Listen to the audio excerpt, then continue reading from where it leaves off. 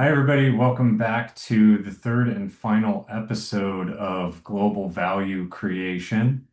I will link the two other earlier episodes from earlier this year in the show notes here, but we're going to kick off straight away. And as we've said previously, we're trying to be the highest value per second of any podcast on the internet. And it's limited supply. There's only three of them, and there'll never be any more. So we'll see if we can meet some of uh, those targets today. So, Carl, how are you? Say hi to everybody. Good morning, good afternoon, no matter where you're joining us from and where you're listening. Yeah, I'm good. Thanks, Sean. Looking forward to the third episode and all the things that might be derived from there. So let's kick it off, shall we? Great, cool. All right, so I'm going to share my screen. I've got something to show today. And then Carl will do the same. All right. Can you see my screen? Yes, I can. All right, great. So I've been doing this intersection of capital and computing thing for 31 years now, which is crazy. I got started very young, working on internet products and investing in technology companies in the mid 90s. So here we are some decades later. And one of the primary things I've learned after many mistakes and fails and potholes and sinkholes and wrong turns is you don't want to bet against technology and you want to bet against the major trends and macro waves, and then you got to prioritize your bets either on the technology you build to help enable the wave or on the companies you invest in with your time, attention, resource, capital, etc., on the leader or things that help that leader. So, with that said, I've come to the conclusion over the years that there's really only three immutable laws as we sit here in the mid 2020s and look out into the future of emerging technology and brand powers. So the first one I'll walk through this is the internet, the second one machines, and the third money. And what you'll see is that each one kind of compounds on the last, and these shouldn't sound too foreign to you if you've been paying attention at all to the technology or investment landscape over the last few years. So the first one, the internet will not stop. At this stage, I think most people would agree with that in the mid 90s, they thought it was troublesome, especially around the dot-com boom at the turn of the century. But at this stage, we've got 5.5 billion humans who use it. It's critical infrastructure for everything. And it's sort of like oxygen. You don't miss it until it's gone, and then it's the only thing you care about. So I won't spend too much time on there. The enabling opportunity there is compute. You need some energy to power chips and then connecting those chips together. So let's spend some more time on the second one, which is machines. The premise, hypothesis, finding there is that machine use of the internet will dwarf human use.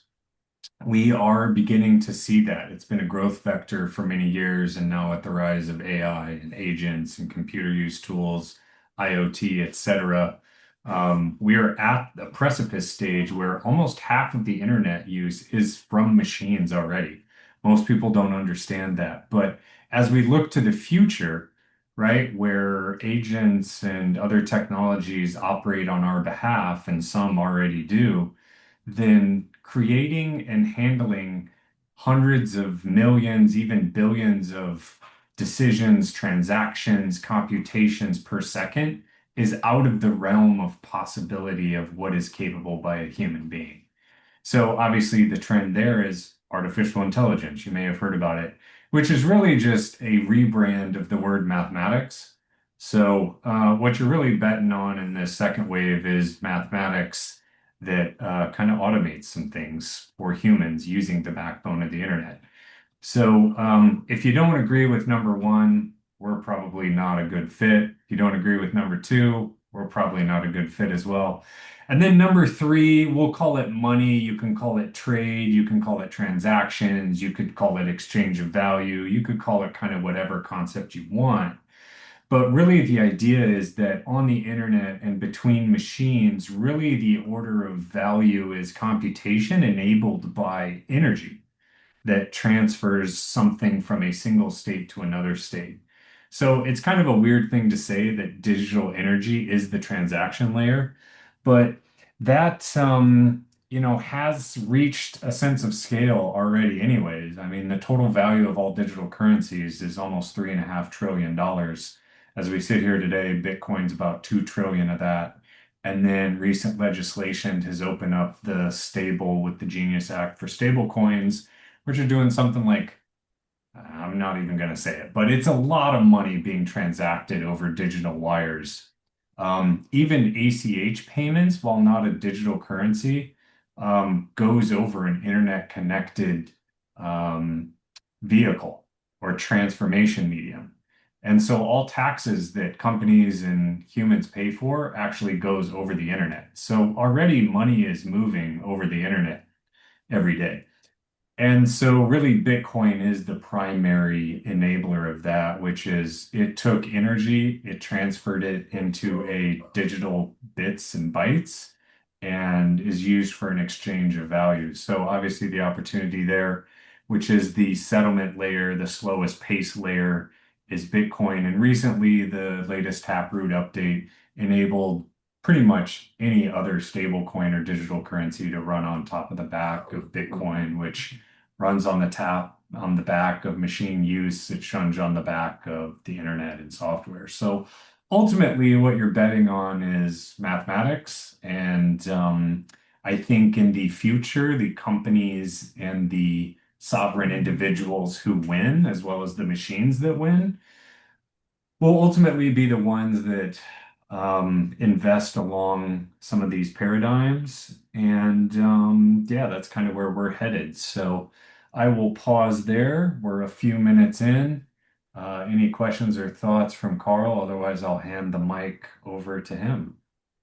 Well, I would add just briefly what I'm gonna dig into a little bit more for our audience is of course, as I agree, Sean, with the general trends and the three laws you pictured, is the requirements, of course, to have a solid implementation. This is like I still remember the dot-com boom when I was in my late high school years and early college years, where everybody was going crazy on the internet and stuff like that. People investing money in tons of companies they didn't barely understand the business model, and then a couple of years later, boom, or crash, better said.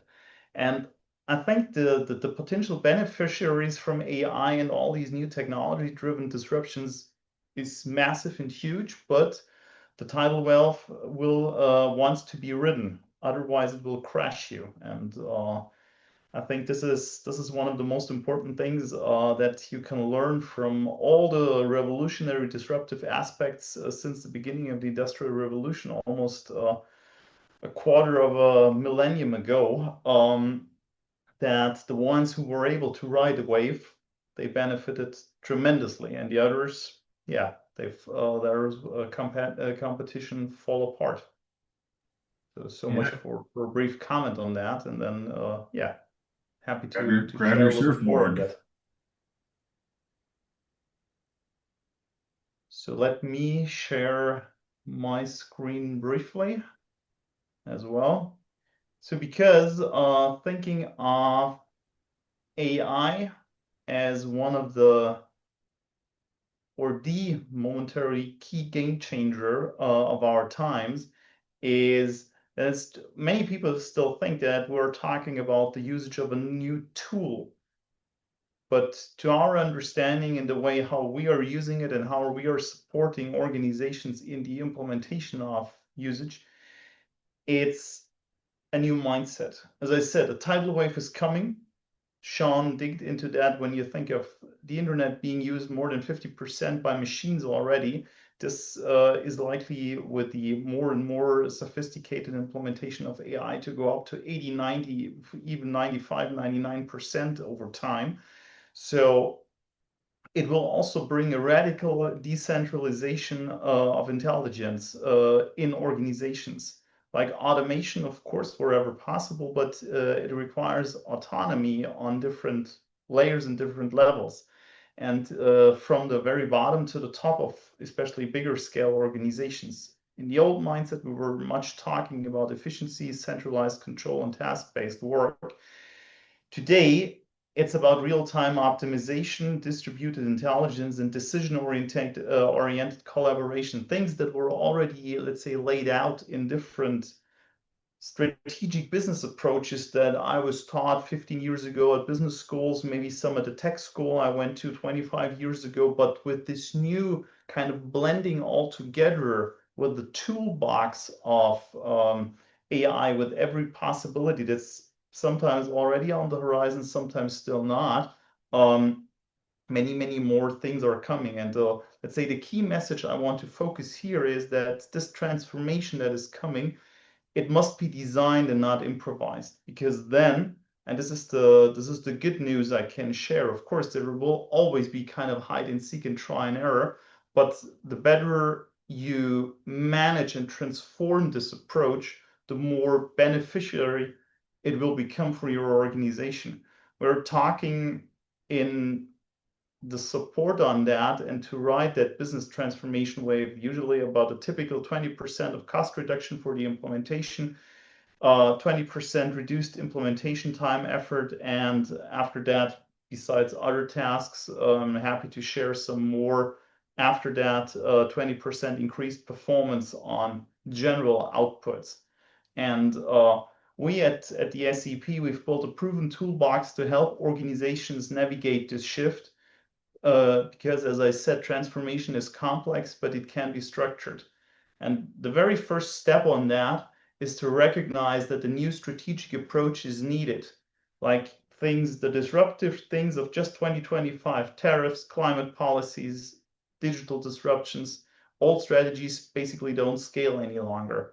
And business models must now integrate sustainability, agility, and intelligence as core design elements, and not in a kind of superficial, barely scratching the surface way of handling, but rather deeply embedded and implemented in the roots of an organization. And for leaders, and this is one of the most important things to my understanding, is leaders must ask themselves and their respective organization, what value do we offer in a world where AI does 80+% of all operations? So who is eventually making decisions?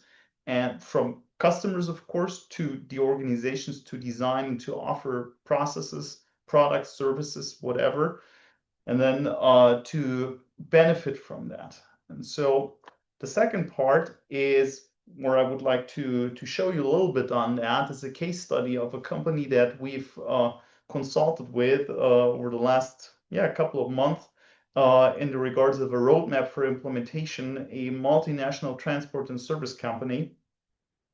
And in general, in the past, people were thinking of even digitization as a process-oriented model and tool. But when you think AI thoroughly, you end up with four different dimensions that are absolutely key for a successful implementation. We're talking about processes, we're talking about structures and steps, we're talking about knowledge and skills, and we're talking about the culture. And of course, when it's getting started, you need to take action and to ensure that you have analyzed and documented all the pain points of your organization of today.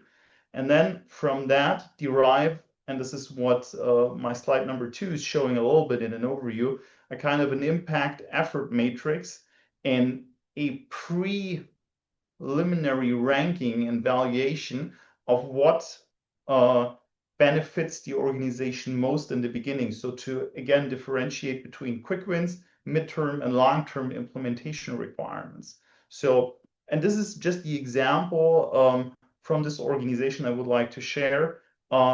The most effort, but also the most impact was coming in the regards of empowered responsibilities. So this is what I spoke about before in decentralizing decisions and put the responsibilities from the top more to the bottom, wherever it is required to make a kind of decision. the coming culture shift and decentralization that is coming with it. And then, of course, it's about culture. So an organization that was in that way in the past sometimes led a little bit more in a top-down, sometimes already bottom-up approach, of course, needs to change in the regards of how leadership is executed, as well as how people are encouraged to speak up, to step up, to get budgets, to get the decision-making tools at hand, so that they don't have to run always to the top to get a decision 6 months later, because the higher the speed level becomes with AI, the more likely it is that within a decision of 6 months, you might be even out of business, depending on the size of the organization and the severity of the change and the transformation that is coming. Of course, things like the process alignment and the organizational steps in new structure are also the basics and key to success, but the effort for the quick wins, and this is what is important here, outweigh the impact. So this kind of impact effort matrix shall give you a basic insight on what is required to then set up the roadmap and the prioritization on what to do. Because when you think it that way, transformation isn't about boiling the ocean. It's about doing the right things in the right order. And that's where the matrix comes in. So maybe from my side, as a kind of a bottom line, is this age of AI that doesn't wait, and transformation that doesn't start with technology. It starts with leadership. We're not here to, and I think Sean, who will step in just after that, they might agree on that. We're not here to sell hype. We're here to equip you with tools, insights, and roadmaps to lead your organization into an AI-ready future. And start with the biggest friction points. It's about encouragement. This is basically the only thing I would like to emphasize for the closure. Map it to the matrices. Let's build your AI future, not in theory, but in real transformation. So then is the one, two, three, four, five, is that in the right priority order? Or is that the Uh, like order that was for this case study, or do you think Correct. that's right The for one, two, everybody? three, four, five, this was basically the way how this case study and how we together with the client came up with the coming from the from the old ways of working, how he prioritized in the beginning the things we first talked about, processes, and then went on. And so this doesn't have an order saying one is more important or less important than two or three or four or five, but it was rather the summarization of the key elements we were talking about. Yeah, it makes sense. Okay. So a different company, depending on their sophistication level, their place in the transformation effort, the order of operations could be different. I mean, everyone wants to start with low effort, high impact, but it may be technically difficult to get it over the line. So you kind of almost have to like have a third dimension here, which is like feasibility in each company. Because the order, even though you may have like, here's the right order in theory, like the order for each organization could totally be different. Have you found that to be true? I would definitely agree on that. You might turn the phrase in that way, saying this is a global toolbox that works for every organization, but you need to align and make it for every different approach and every different need and requirement. So the general toolbox is good, but you need to take a look at what the current pain points and the most important pain points are, because why I emphasized the quick wins a little bit before is to celebrate success. Because if people think that this won't work, then AI and this whole transformation, which is an absolutely long run effort, will start to wind down otherwise. But if you celebrate quick wins and you see the impacts coming, then people usually start aligning to new models and then continuing down the road. Makes sense. All right, great. So let's wrap up, do some conclusion statements, and then we will bid you adieu and set the audience sail on the seas of the unknown. And hope you got a good ship, a strong ship made of steel. Okay. Yeah, if you want to pull this off, Carl, we'll do takeaways.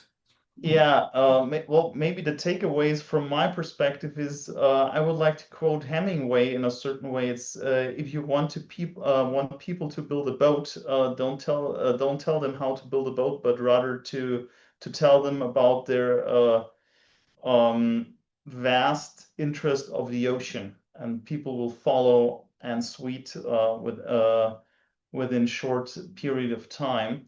And even more, the risks are massive, but the benefits that an organization can derive from that far outweigh, to my understanding, the risks of it. And even we, as a consulting company, we use AI tools in many, many different occasions for us internally, as well as together with our clients and for our clients, and everybody benefiting from that. So I can only encourage our audience.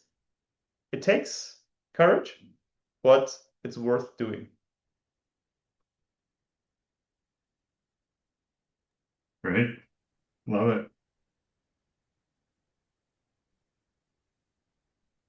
Okay.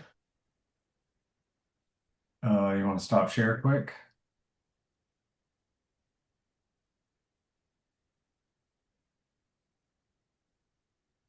Yeah. Okay, great. Final statements. I've been doing and commercializing emerging technology for pretty much my entire life. This stuff is incredibly difficult. I have a technical degree in mathematics. I barely scratched the surface on the depth and breadth of these technologies after 3 decades, spending pretty much every waking moment thinking about it, researching it, building it, investing in it. So if this is non-core to your business, if you're not a tech company, you need help, just flat out, period. Even if you are a tech company, because we've had tech companies come to us and ask us a week before their major hardware announcement, like big tech companies, like what should our products do that they spent years building? It just proves to me that very few people in the world have the answer. And I think everyone's trying to figure it out at the moment. But there are principles here and unifying constructs that help you be right much higher than 50% of the time. And now with tools like AI that are pattern matching and compression engines that can consolidate a lot of information and draw parallels and connections between disparate topics that you can't see. It means blind spots are getting reduced given you seek them. So there is a way through the darkness, but you need a lamp. So I would caution everybody from DIY. The sheer opportunity is too great. And if you haven't spent a career understanding where the right levers are, you're going to waste time, money, and the window that's open may close before you figure it out. And we're at a precipice here where the monetary premium on assets like stocks can completely evaporate and get sucked up by Bitcoin. You're seeing already changes in organizational structures and dynamics. And I'm having conversations with private equity investment committees on whether a business will still be viable at the end of 5 years that may be growing substantially already. So people are taking this incredibly seriously. And I would just say, don't DIY. You're gonna give yourself a ton of pain. That's it for me. Yeah, I think there's a lot of opportunity there, but you need the right tools in your tool belt in order to capture it. That's it for me. We're mid 2025. The back half of this year should be very interesting, especially through the final hold period of the 2020s on to 2030. And yeah, we'll still be here pushing the ball down the field, as it were. So, Carl, any last words before we break? Yeah, thank you on that. Thank you again on the opportunity, Sean. And anybody who would be interested in learning more and getting some support on that, including a little bit extended version of parts of the slide deck that I was showing today, just reach out to us through our channels that you all know. And then we're happy to assist in the way of, like Sean said, not DIYing your process and the transformation on that. Thank you. It's been a pleasure. Great. All right, everybody. Have a good one.